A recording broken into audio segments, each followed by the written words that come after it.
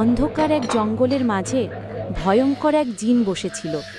সে copy শপে বসে হু হু করে কপি খাচ্ছিল, কিন্তু তার খাওয়ার দৃশ্য ছিল ভয়াবহ।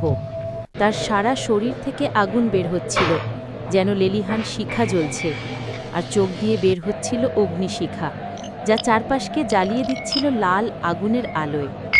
কেউ তার কাছাকাছি আসার সাহস করত না, কারণ গাছপালা, ঘাস, যা কিছু তার চোখের সামনে পড়ত মুহূর্তেই দাউ দাউ করে জ্বলে উঠত। মানুষ তাকে বলতো আগুনের জিন। লোকেরা ভয়ে রাতে জঙ্গলের ধার ঘেঁষতেও যেত না, কারণ কপি খেতে খেতে সে হঠাৎ গর্জন ছুঁড়ে দিত, আর সেই গর্জন শুনলেই দূরের পাখিরাও আকাশ ছেড়ে পালিয়ে যেত।